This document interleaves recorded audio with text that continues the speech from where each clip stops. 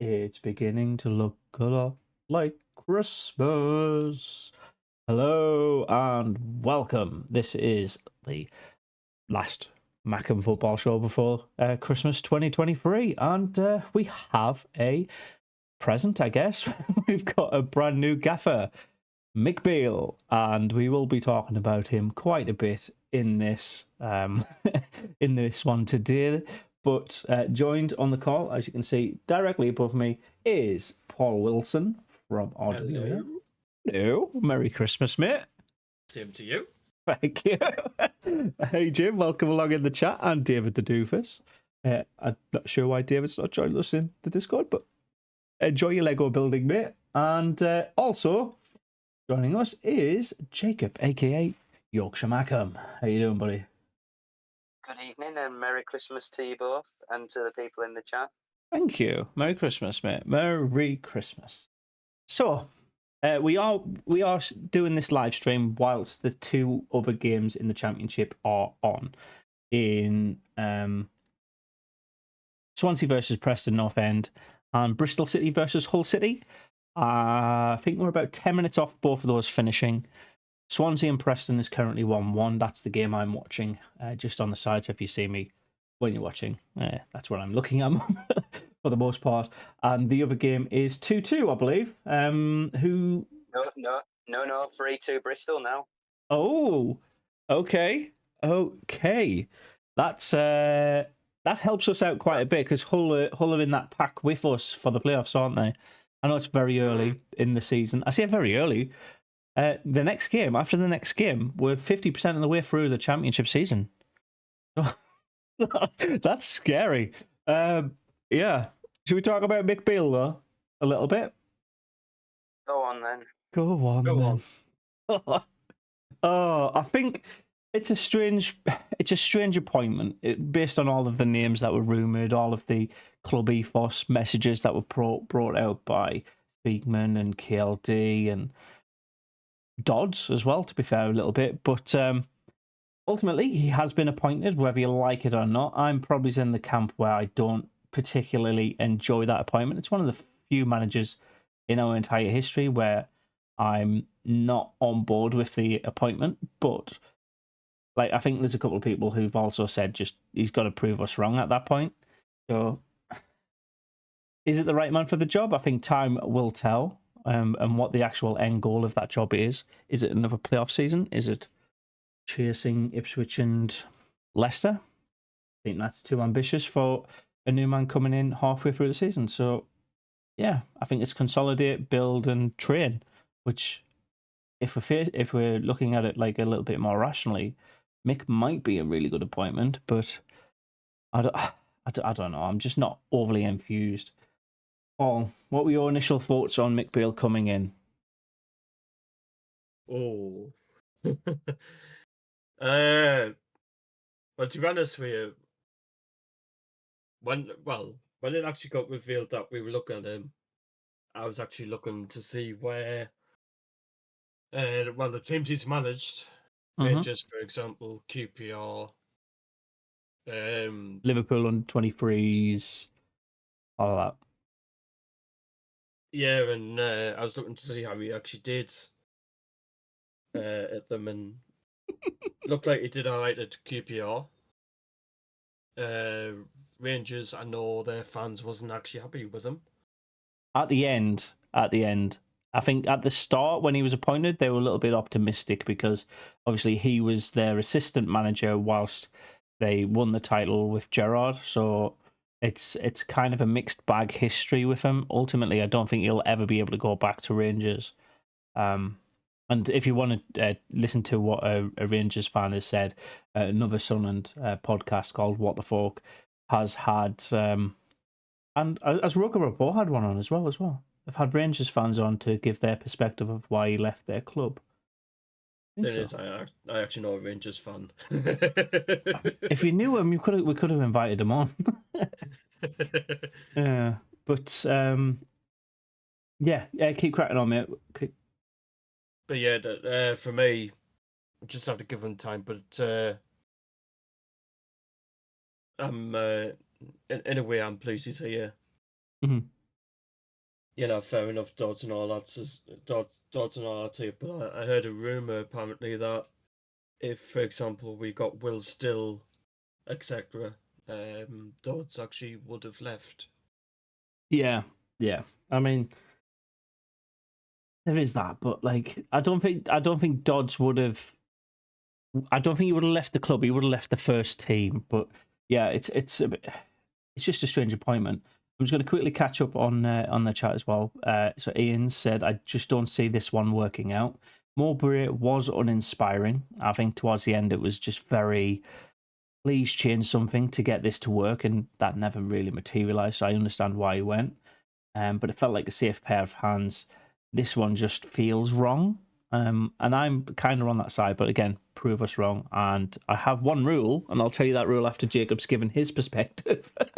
Yeah, Ted, welcome along. 6-0 Sullivan. Love to see it. We're not doing predictions for Coventry game yet, but there you go. And Jim says, given all of the not so good managers, I'm putting a more palatable word for the algorithm on there, that we've hired, that might be a good sign. So, I mean, we've kind of half done it. We're judging Mick already on his past, and it's kind of the natural thing to do.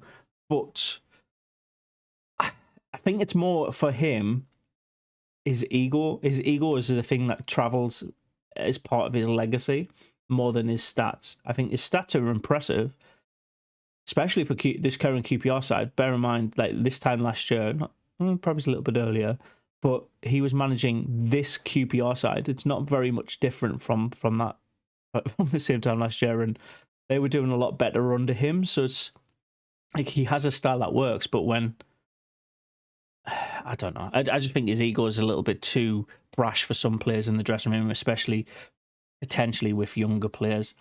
You don't want to upset your best talent, really. Jacob, your thoughts, mate. Your thoughts. Initially when it came in, I was we're raging. But as time's gone on, I'm still disappointed, but I'm not as angry as I was. Right. And after checking I know win rates don't always mean anything, do they? But I've looked at his overall win rate in general and compared it to Mowbray. His is higher than Mowbray's.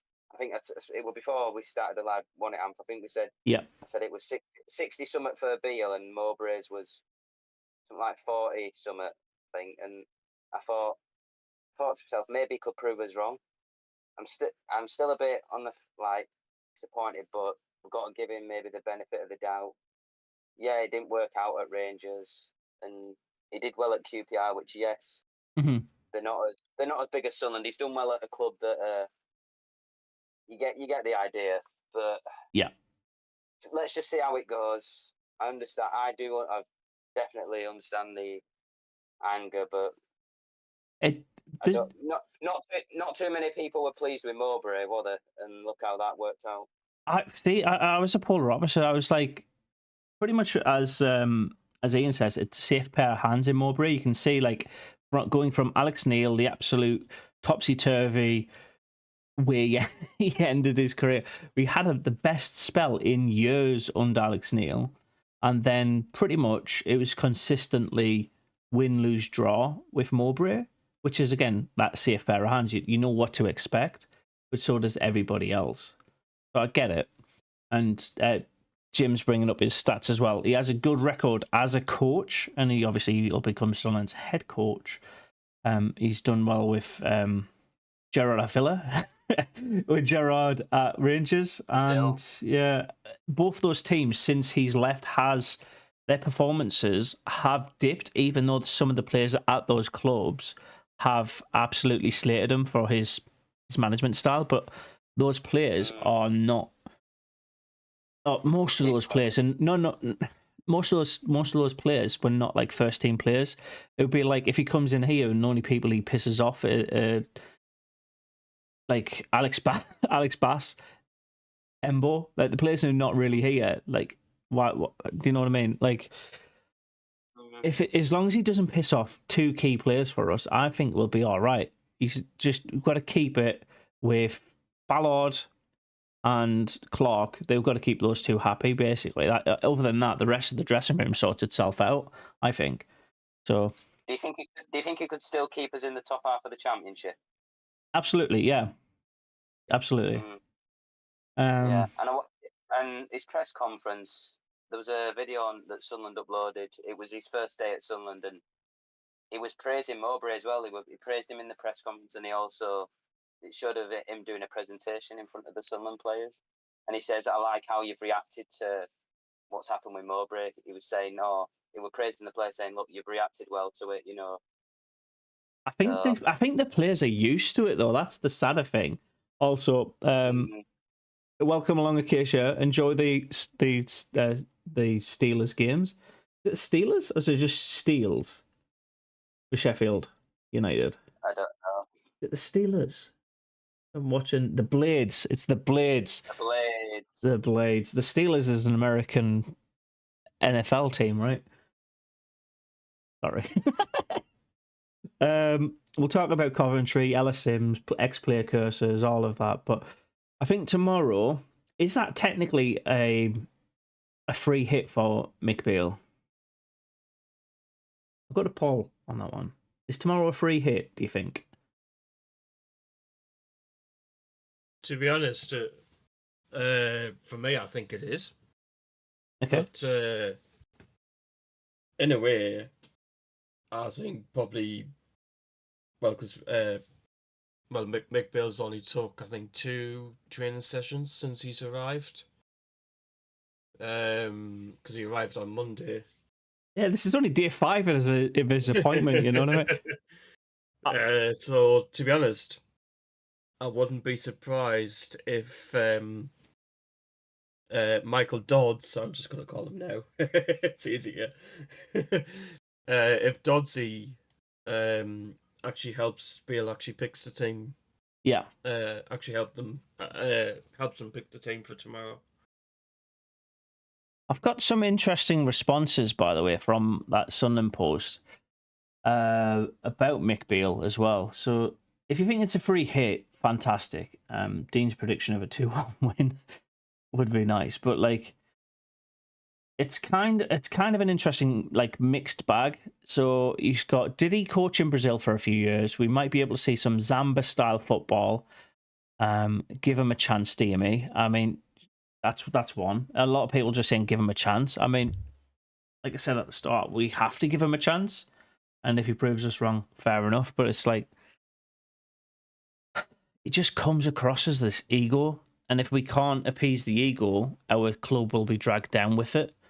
That's my fear with it. Like if he absolutely performs and he's got like the ego helps boost us, fine. But as soon as we start losing, he'll point the finger at our players and publicly do that. Yeah, would you say, I know this is not Sunderland related, but England, after Roy Hodgson went, Southgate came in. Didn't people judge Gareth Southgate? And then look what he's done in some of the tournaments for England. I mean, I'm not pro Southgate. I am Southgate out, but I will say, I think he probably has proved a lot of England fans wrong. Gareth Southgate. Absolutely, but I think with Southgate, he was more of a safe pair of hands for England rather than the long-term strategy. He was more the Mowbray. We're on the next phase after that. We're the whoever replaces Southgate now. I think it's probably going to be Graham Potter speaking on that. Yeah, there's Paul Mellish who comes into our live streams a lot as well. Says I think as long as Dodds stays with the team, we'll operate pretty much as he has done to date. If Beale can surprise us as much as Tony Mowbray did, then everybody will be happy. If we go on a terrible run, then perhaps it's time to change. So there's that. Couple saying give the bloke a chance. Beale out, mate, already. That's literally he's in office for less than 24 hours. Get him out. It's the results that matter. If he gets the results, then good on him. If not, then the board has decisions need to make. Either way, we need to get behind MB and not write him off before he's took charge of his first match. So I think tomorrow is technically a free hit from my perspective, but if he's able to jump on the treadmill and keep it running, that helps too. Yeah. Would you agree, since after Jack Ross, every Sunderland manager, every successor, has done better than the predecessor. So Parky better than Ross, Johnson better than, slowly No. each time the success. Do you not think?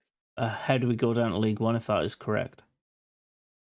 No, I mean not after League One. Like ever since Phil Parkinson, sit right. If you go from,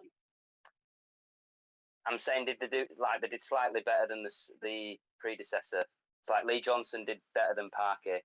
Yes, we didn't go up with him, but he still did better, I think. Alex Neil did better than Johnson. You know what I mean? Yeah. Oh yeah, yeah. I know what you mean, but like for me, this. Sorry, go for it. It's like maybe Beale could do a bit better than Mowbray, if you get what I mean. Like each time, they sort of get where I'm coming from. Yeah, you think it's a potential improvement on managerial choice. I get where you're coming from, but it's like the only thing that will tell is time. If we come to the end of the season and he's won exactly the same amount, because if we're pretty much at the halfway point of the season, right? So all he needs to do is officially, minus this Coventry game, which why it could be a free hit, but everything before this point is what he's been judged against, and if it's improvement on that half season.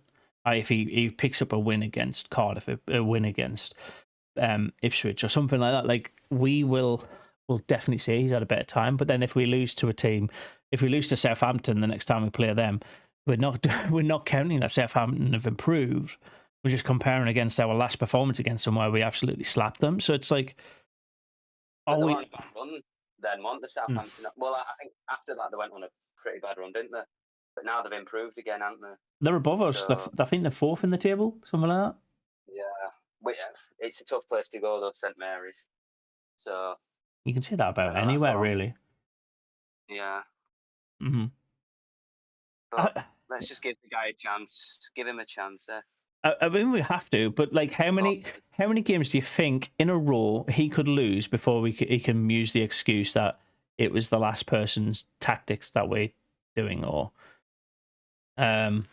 like where can we say comfortably this man can lose X amount of games? Can he lose all of the games into the end of the new year? I think that's 3 games, and then the one in the 1st of Jan. Everything up until the Mags game, he can lose, but as long as he beats the Mags, we're fine. Like, or is it just winning points on the board? What's more important to us? And for the QPR thing, he had a little bit of a before he left. He had 2 losses on the bounce, and then he left. But they were even worse without Beale. So I guess he's had a bit of experience in the Championship, which is a bit of a little positive you can look at. But I don't know. It was a weird appointment, wasn't it? It was something that going from Will Still rumours to then, but onwards and upwards, just until I die. That's all I've got to say now. Fair enough. Same what I like about it as well. Fair enough.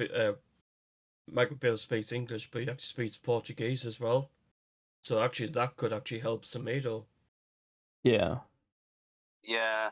I do remember him saying he did a bit of managing in Portugal. No, Brazil, where they speak Portuguese, but yeah. I kind of want to move on, but I still it's still going to be a natural part of our conversation. But to add in what people in chat are saying as well, Dean says he needs to start off with winning it, or it will turn very, very quickly. Adam's saying, I hope he leaves in 6 games' time. I just feel he's fake. That's all, lads. Fair enough. Acacia's enjoying that Sheffield are leading thanks to Cameron Archer. Jim adds in that Tony Mowbray was a bit one-dimensional in formation and subs. Very, very predictable. I think we call that out quite a lot on here. And Beale and Dodds could make the difference by applying better use of tactics. That's ultimately what we need to do. We need to become a surprise still. Like where we were successful last season, we were surprising opponents with our play style. Now, and Mowbray has an old style of football though, doesn't he? And Beale's is quite a lot younger than Mowbray. So do you think he'll have that modern style of football? I hope so. I genuinely hope so, because if you look at our entire season so far, if I said this is how we're going to play a lot of possession football, fast passing, go down the wings and cross it in, which game am I talking about?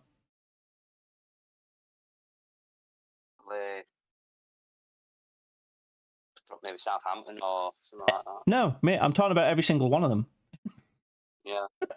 That's how we played for the entire season so far. So that becomes predictable. That becomes very easy to manage against. And the easiest way to manage against successfully is park on the bus. Let them have the ball in their own half. Let them pass it around. Just stop the guys crossing it in. Simple as that. And some teams did it well. Some teams didn't. And that's why we're kind of win, lose, win, lose, win, lose. A draw here, win, lose, win, lose. It's just rinse and repeat. So I think it's a good thing that we've made a change. We just need to make sure that this change is actually an upgrade. That's where I'm going to settle it. You want to add anything else before we actually move on then? No, I have nothing to say. Mm-hmm. Nothing to say on the matter. That's all right. Hell, Not I would really, say... but we need to give him a chance. Yeah. Jim's added, by the way, I think Will Still was gaming or upping his profile based on what he said. Since Beale is less fake than Still. I mean, what does that even mean?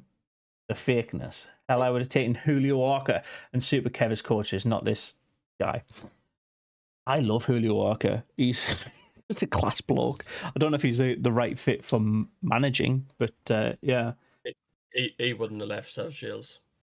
No. South Shields to Sunderland is a career path. It's absolutely mad. He's doing well though, isn't he, Julio? Yeah.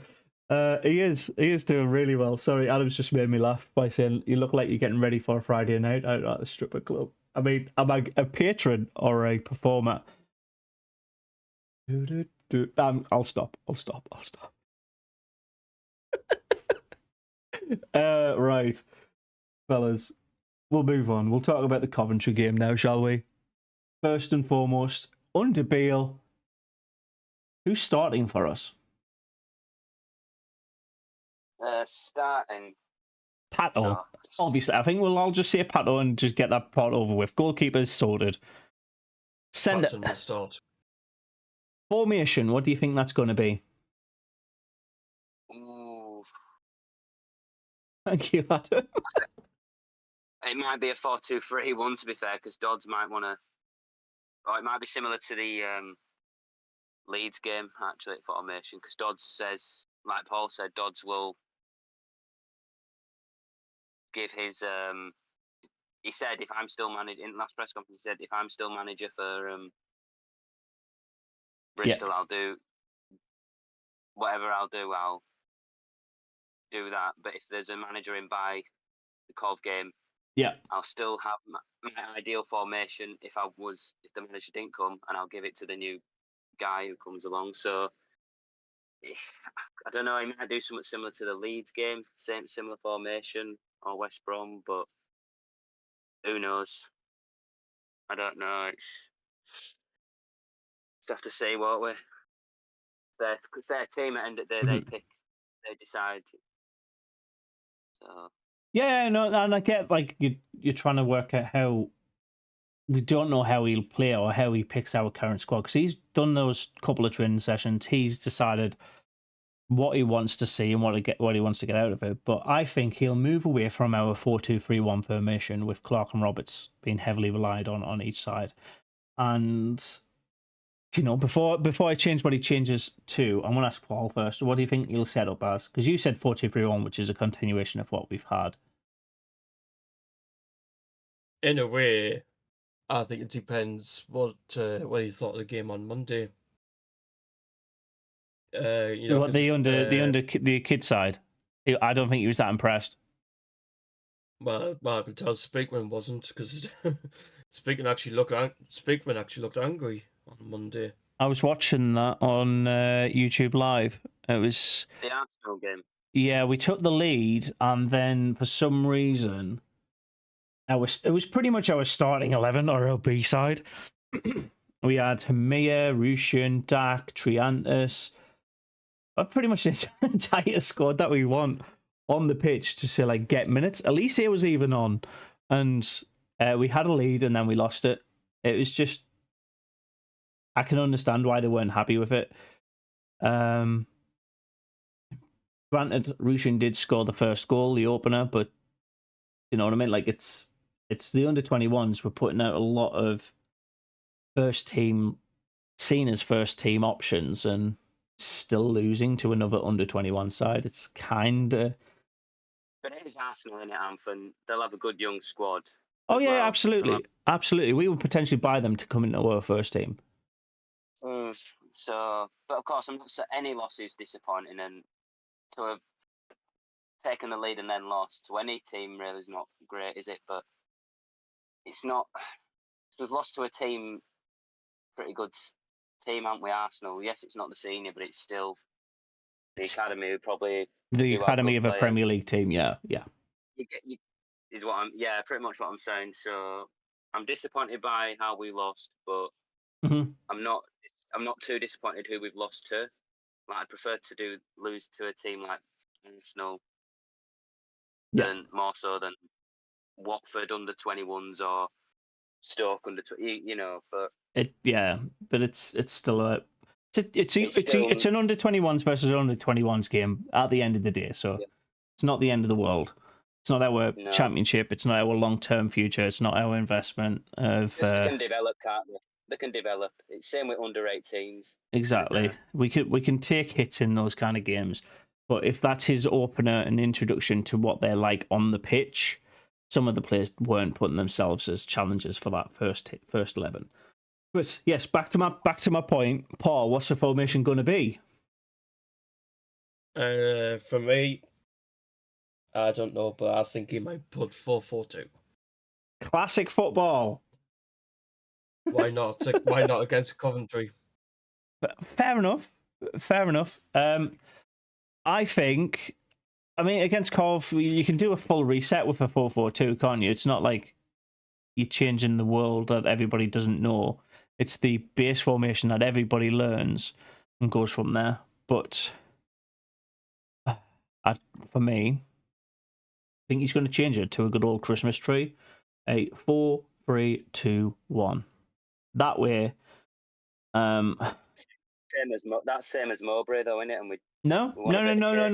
So it was Mowbray was 4-2-3-1. I'm saying 4-3-2-1. I'm putting the 2 and the 3 the other way around. So he goes from like a weird tree kind of thing to literal Christmas tree. Like, it means that the width is a bit more deep, but the people in front are more vital. They're breaking through the middle rather than down the wings. And having that second option for our club right now is vital. I think he's the right man to do that. He does have a preferred formation of 4-3-3 attacking, by the way. So it is that 4-3-2-1 style, just spread out. But yeah, we've got options. Like that formation? Do you think it's a good formation for the Christmas tree, or do you think it's still a bit? Oh, there's definitely vulnerabilities down the sides. So with that, you are heavily pushing through the middle and getting support from your CDMs when the. Let's put it this way: if your striker is your holding player for the two central midfielders, i.e., Joe Bellingham, Pritchard, Dak, whoever's in there, or Sheesh, to help and support that one striker up front, then you allow that defense to have time. I think it works against a lot of oppositions, and especially teams that like to park the bus because you're just pushing straight through the middle rather than trying to run into bodies. It's more of like a spear or a bullet kind of tactic, but I don't know. I like it on occasion. I prefer the 4-3-3 formation because it allows more options down the wings. You've just got to have the right players for that. Now, if we were a team using that 4-3-3 formation, could you comfortably say you've got a front three lineup? You know how like at PSG it was Neymar, Messi, and Mbappe at one point. That's literally the top level of football. But could you say with 100% confidence that we've got a top front three that you think could bag goals, every single one of them. Clark, yes. Yeah, Clark. Yeah, definitely. That's the left wing sorted. What about right wing and centre forward? That's why I don't think we're ready for that 4-3-3 attacking. You need that. Mm. You need that to step towards. That's your end goal. We haven't got that yet. In my opinion, by the way, it's not. Like, you can prove us wrong and get the right players training on the right drills to go at it, but it's time will tell. Paul? To be honest, it'd be interesting though who he does put up front. I think it's likely to be Rushin based on that Monday performance. There you go. So, sorry, Jim said Bishop was poor in goal, could have got a draw, plus players haven't played together much. I mean, that's a perfect excuse for most teams. This player's never played with us before. This player's never played at this level before. They've never played in England before. They don't speak the name. Like, they all know how to kick a ball. They all know what they're supposed to do at the start of the game. They've just got to execute on it. And I think sometimes it is down to players just not performing the way they're expected to. And that's the nature of people, really. So I'm not saying we've got crap players all the time. I just think it's a little mix of giving the players the right instructions plus making sure they have the skills to execute those instructions. Like, if you told... Let's use Luke O'Nine, because he does exactly what he's told, essentially. He's a Sunderland soldier, right?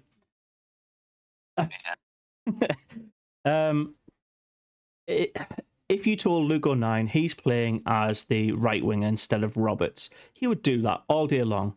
But he naturally would then want to drift in and put a slide tackle in further back, or he would like to get into the box to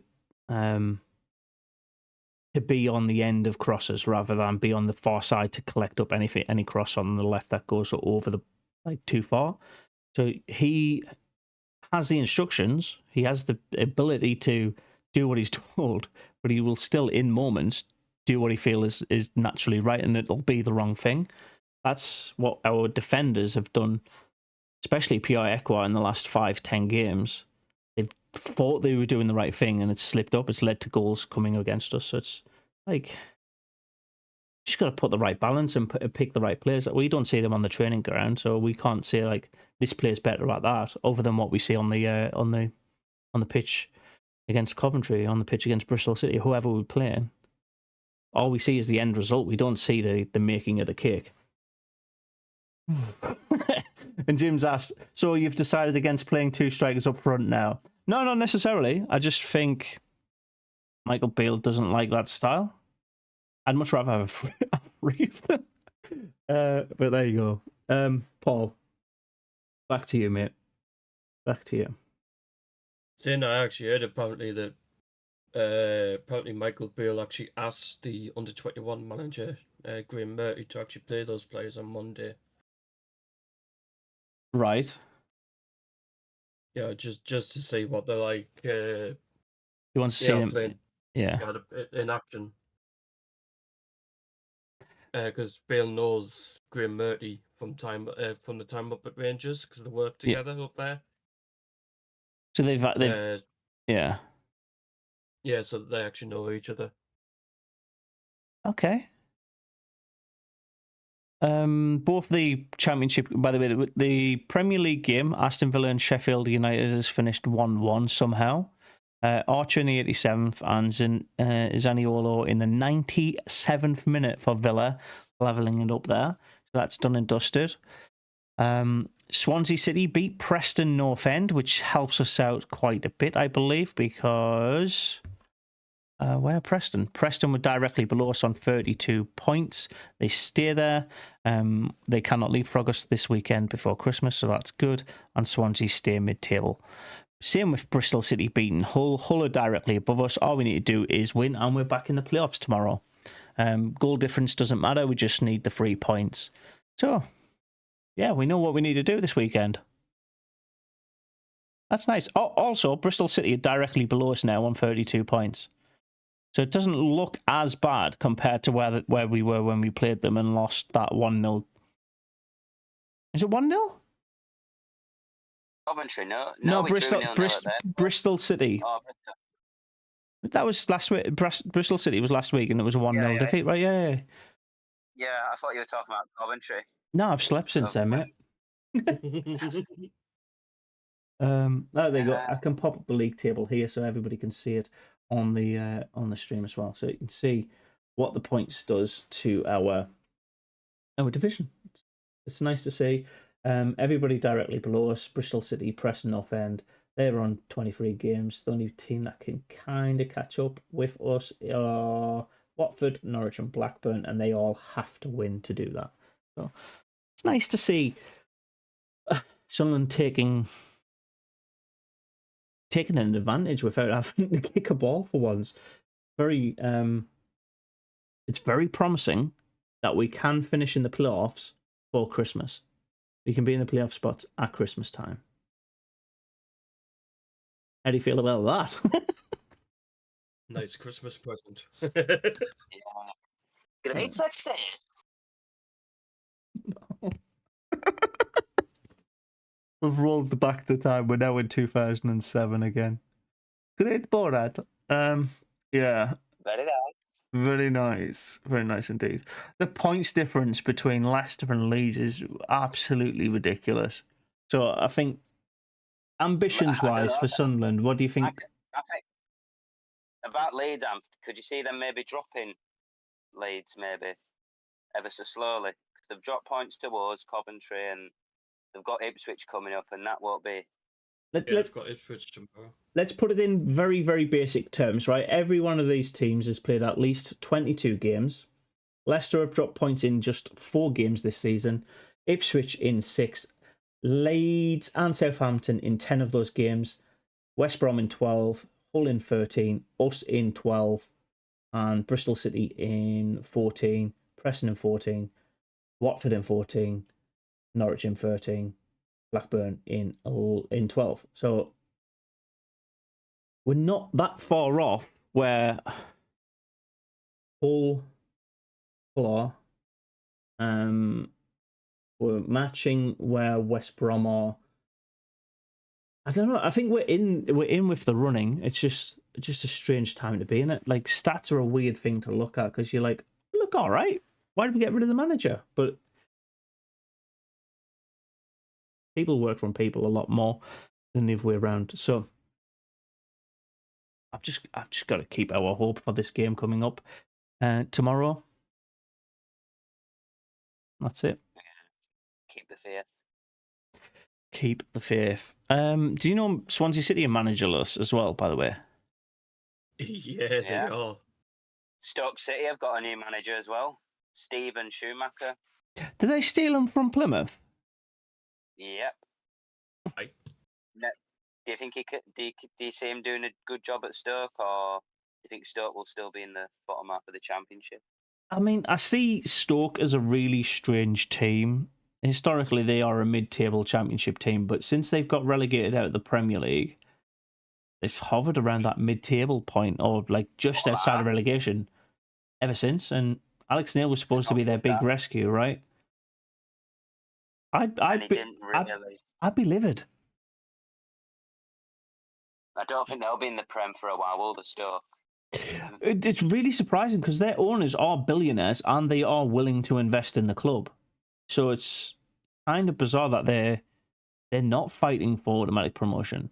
There might be a dark horse next season if they make a lot of signings, but they need to actually start spending a little bit of money on the right players rather than just throwing them at a manager that, let's face it, getting promoted out of League One is great, but it's a completely different ballgame when you're looking at the Championship. You need somebody a bit more ambitious, not steady.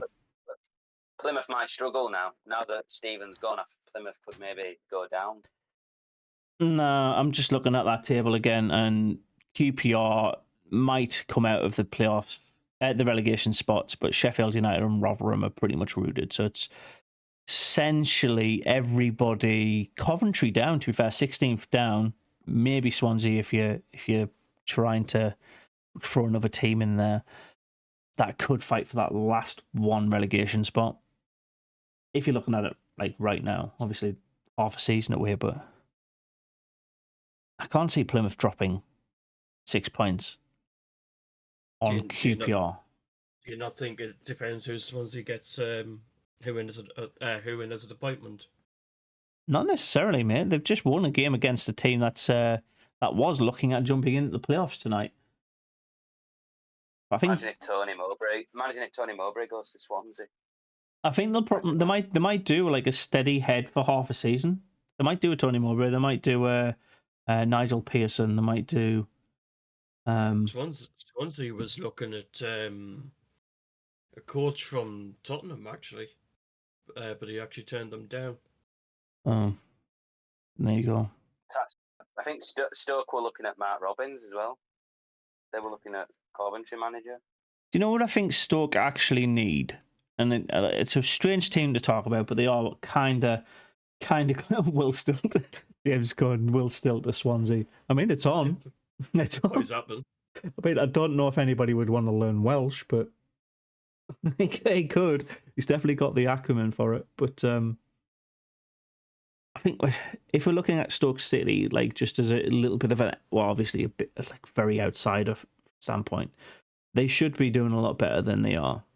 They are I'd say probably it's like a 25 to 30,000 fan base consistently, providing that. So they're a pretty big club. They're bigger than some Premier League clubs right now, in anyways. They've got billionaire owners. They just haven't got the man in charge, as in Alex Neil, or now it's Schumacher, who can do a job essentially like Roy Keane. They need somebody in the head coach or the manager position that they fear, not respect.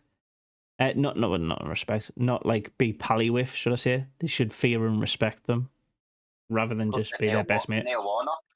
I think Neil Warnock could do it at Stoke. Neil Warnock could do that, but I think Neil Warnock is quite comfortably one of those managers that you like. He's only here for a very, very short time. He's been at way too many clubs for anybody to like go, well, in 6 months, mate, you're gone. So nice, but I think he did well at Sheffield, didn't he? Sheffield United, Neil. Yeah, look, he's been managing since 1981. He's done Gainsbury, Burton, Scarborough, Notts County, Torquay, Huddersfield, Plymouth, Oldham before they folded, Bury before they folded, Sheffield United, Palace, QPR, Leeds, Palace again, QPR, Rotherham, Cardiff, Middlesbrough, and Huddersfield Town. He's been at too many clubs for people to go, yeah, you're here for the long term. The longest he's been at a club was Crystal Palace in 2007. I think he might need to retire and put his feet up near the fire. I mean, he's earned it, mate. He's earned it. I mean, Roy Hodgson's still managing at 76. Oh, that was funny. Did you see the other day when he was laughing at Pep when they got the the leveler against them? Because Pep was giving it the big one, and he's just laughing at him because he's having like a hissy fit on the side of the touchline, and he's just there going, "Which is better than you tonight? What are you talking about?" He's actually leaving Palace at the end of the season, actually. But like you said, he's 76, mate. I can understand it. Let him enjoy himself. I think they're getting Steve Cooper.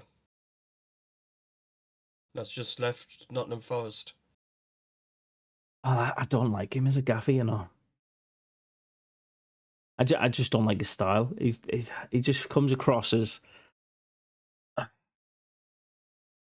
How do I put this nicely without like insulting his appearance?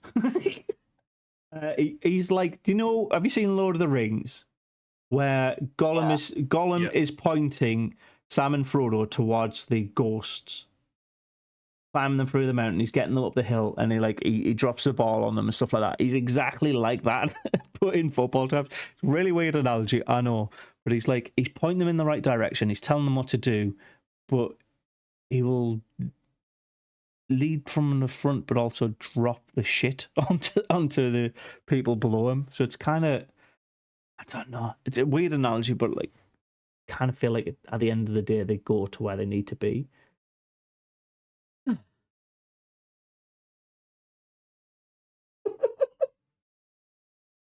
Oh, I should be drunk now, but I'm not. Hull City's going to be tough on Boxing Day, though. Away from home is going to be that game. As Hull have some amazing players like Tufan, Morton, and Slater and Delap from Man City. Speaking of Man City, they won the Club World Cup today 4-0 against Fluminense. Is it Fluminense? Fluminense? They're winning everything out of the city. Ever since them new Rich owners took over in like 2011, they've just Mm-hmm. money talks, doesn't it? Yeah. Money does talk, unfortunately, and if you're not spending it, and I think Sunderland have stopped spending it. That's why I think a lot of our problems could be solved. Oh, the last thing I'll bring up today, we are cutting. We've got about 15 minutes to talk about. We'll probably do it in about 3. Is Amad Diallo? No, Amad Diallo. Have you seen the latest rumor with him? No, what is it? So, Seen it today. oh, go on. If you know what it is, let me see if we've got the same thing. Football Insider, isn't it? Yep, that's the one. So it's been rumored. It's not official, but one of our championship opponents are looking to purchase Amad Diallo this January transfer. Can you guess which? Can you guess which team that would be? Is it? They have money. Leicester. No, Leicester are absolutely fine. They do not need another player. They're absolutely sorted for the rest of this season. Is it Leeds? It's Southampton. Since Well, he's going to. I think he might just like the colours red and white. You know, maybe. He might actually just really like Ross Stewart as well. Yeah. Could you imagine the only 3 teams that are looking at him are Sunderland, Southampton, and Stoke? He needs to be playing. Like, I know he's had a bit of an injury, but he needs to be playing professional football. He's got the talent for it. Yeah. Are we? I don't know how our fan base would react to another Sunderland. It's not a Sunderland player; it's a Man United player. But how do you think Sunderland fans would react to another Championship club poaching Amad Diallo? Especially, well, obviously, we don't know what the end price is going to be, but if it's rumoured now, it's likely to happen that he is going somewhere. He's not in Man City's plans. He's not in. Is it still Ten Hag? yeah, he's still there. Somehow, yeah. He's not in Ten Hag's plans. He needs to be playing games. He's not going to be doing that at the first team level for whatever reason. They're choosing Anthony over him. God knows why. Yeah. How would we react? How would you react? I'd be disappointed, but at the end of the day, we can't. There's not we can do about it as fans. It's that player's choice at the end of the day. Mm-hmm. So I won't be as like it's. I don't think fans will be angry like they were with Ross Stewart. Like they'd still be upset. Not to say that they prefer Ross Stewart than Diallo, but they'll respect Diallo more. You know, because I think you said that Ross was a bit cocky about his move to Southampton. I don't think Diallo's that sort of person. To be fair. No, I think Diallo's got a bit of respect, but it's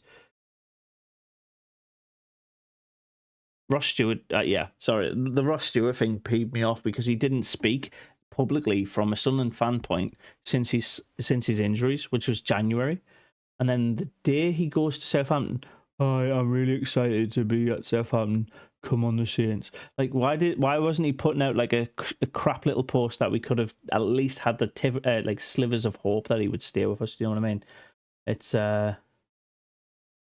no. Mackem Cabby, hello, welcome along. Donald Priest, hi pal. Am I on Gear Network? No, I'm not. Mackem Cabby, how are you? Oh well, enough is enough. Donald, do you two know each other? Is that what that is? Very nice. Yeah, Amad Diallo for me is one of those players that we absolutely rated his time here. If he goes to another championship club, it'll feel a little bit opportunities lost. Yeah, I don't think it'll be more like. I think it's more.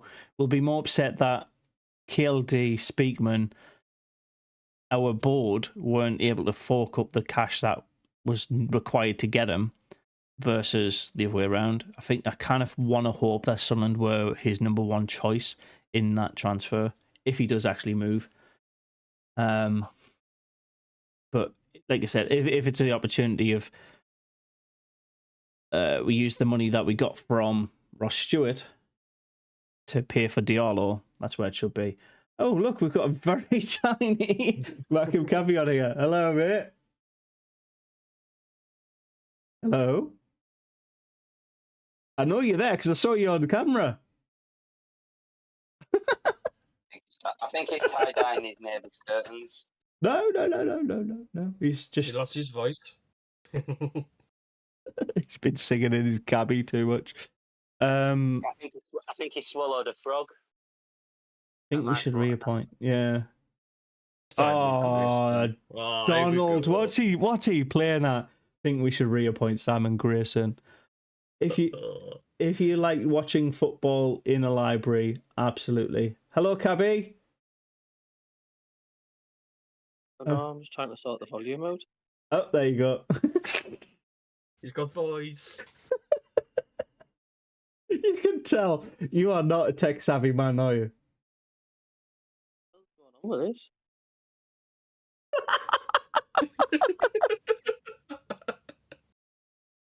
That is. Thank you for the comedy gold at the end there. We are going to be doing a watch along for the Coventry City game tomorrow at 3:00. Hopefully, see you there. Have you got anything else you want to add? We do predictions. We've done predictions, haven't we? No, we didn't. No. Okay. First game in charge, Michael Beale. What's your predictions? 2-2. Good old high scoring draw. I like to see that. Who's getting the Sunderland goals? We're not really bothered about the Coventry ones because we're a Mackem podcast. Clark and Roberts. Okay. Cabby? Hello. What's your score prediction for the Coventry game tomorrow? 2-0 Coventry. Okay. I'm finding it really difficult to hear when I put Discord on. I don't know why. Have you got headphones? Try that. Okay. Hold on a second. Hold on. No worries. Paul, what are you saying for predictions? Well, actually, I said to Bowers earlier because I was out in the town with him earlier on. Sorry, youtube.com/@Michael Bowers. Yeah. AKA man road to 5K. I said to him that we'll win 2-1 tomorrow. Nice. I like the idea of scoring and winning. Obviously. But as his start, I'm going to say Russian. Okay. Our first striker goal. You know what? Dan Ballard. Acacia's just joined you on that one. She's put Clark, Roberts, and Ballard in the Sunderland 3-1 win. I'll be on Since your she's put that, I'm going to change mine. the 3-1 as well. No, she put 3-1. You put 2-1, but she's joined you on the Ballard train. I'm a little. So Jim says I'm a little ambivalent about Ahmad. It takes a place in the team and could stop development of us. ACN means he could be absent for 6 weeks. Then again, if we get promoted, good decision. So yeah, it's a time will tell one with signings. Do you think we need to make any signings in January? We are making signings. We are. They have got a plan already for January. Right. So they've been rumoured with a Japanese player. That's one of the rumours I've heard from a Japanese team, and they've said he's been in the Japanese team, which I think It's already an okay sign because he's been in the national team of his country, so I don't think it can be too bad. That's Yeah. one of the rumours I've heard. That's really interesting. That's really interesting. I know it's like said I'm going to end the stream, but there's so much more to talk about. We have my prediction of a Sunderland 2-0 win, and I think it's going to be goals from Joe Bellingham and Joe Bellingham. I think he's going to score from his head and then his foot. Rocket. I think he's going to get a rocket. If it's not Bellingham, it's O'Sheesh. But like you said, it depends on who starts and how soon those goals come in. But I'm quite ambitious that we will get something. Hello, Tiny Cabby. Hello, how you doing? Good, mate. Have you seen how small you are on the live stream, mate? You're smaller than some people's profile pictures. It's class. Oh, goodness knows. Hello, I can say. It's been a 12-hour shift today. It's been massively busy, so... There you go. I've made you massive now. Very kind of you. There you go. All right. So... I'm sorry I'm late. I've just been busy. Have you been talking about like the new manager and stuff? And yeah, so the flow of this this podcast went Michael Beale, let's rant about him a bit. Give him time was the ultimate summation of that. Then it was a little bit about our league table, our form, how we're likely to do. We talked about the games tonight in both the teams around us dropping points, which makes tomorrow all we need to do is win, and we're in playoffs for Christmas, which is very nice. Then we talked a little bit about the Coventry game coming up, how we are supposed to try and win that one. You're not ambitious about that. And then we started talking about the transfer windows, the extra bit at the end, the predictions. So yeah, it's gone all over. I think the criticisms died down a little bit since there's been footage of them and they're doing some training and that with them. It's like, look, you've got to just let the results do the talking and the performances. I think that's where the majority of the fans are at the moment. It's like we're not happy with the appointment, but he's got to prove us wrong, and the results are what matters, right? So it's not rocket science. He just needs to, like I said, is the first game he plays a free hit because it's Coventry. But I hope it works out for him, and I mean the fans will get behind him. I hope he's an absolute roaring success, and he's a lot of Sunderland fans will have egg on their faces. Like we all want him to do well. I hope he's the next Roy Keane, to be honest. Yeah. So we have a lot to talk about, obviously, for the upcoming podcast. We're about 2 minutes away from the hour, and I like to end it on the hour, so it's a nice succinct bit. So we've got, obviously, the 2 games coming up this week. You've got 2 games before the new year. We've got the mags to talk about. We've got transfers we can talk about. So between now and then, I think we just got to enjoy the Coventry game tomorrow. Pick it up after that point with the rest of the conversation. Our speculation on how well he's going to perform and what we need are based on what we've seen with Tony Mowbray, not under Mick Beale. So give Mick Beale his chance. Aye, Captain. do you agree with that? Just should we see what these next 4 games are like before the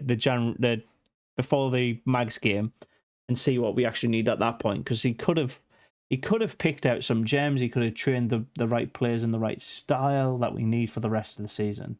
You know what I mean? Exactly. I'm quite excited for tomorrow, to be honest with you. I'm eager to see if there's any difference. I'm eager to see, like, Speakman said, hasn't he? It's like, oh, he's one of the best coaches I've ever seen and all that. Well, I'm eager to see this tomorrow, just to see if there's any change or what's going to happen. So I'm looking forward to it. The proof is in the puddings, essentially. Let's see what the pudding actually is. If it's a Christmas cake, I'm not happy with that. Like, what's Coventry's form over the last few games? Apparently, I think Jim said it at the start. It was either Jim or Dean. It was Jim. Cover 4th in the form table, so not really a free hit. We have to score first. If we concede first, we could struggle, and that's generally how we've played most of our games already. So yeah, it's not an easy team to beat. Let's put it that way. It'd be crazy against the Mags. We'll talk about the crazy Mags game and the whole debauchery with the ticket allocation and everything on Friday the 29th. And yeah, that's it. I think we'll wrap it up there. On that note, thank you very much, ladies and gentlemen, for being here. Sorry, I've missed most of it. I've been so busy. That's all good, mate. That's all good. Nice to have you in. Catch you on the watch-alongs. You know where to find us. If you don't, we'll pop it in the chat. And we'll see you next time. Bye. Toodaloo. Bye. Bye. FTM. Hey, lads. Well. Good.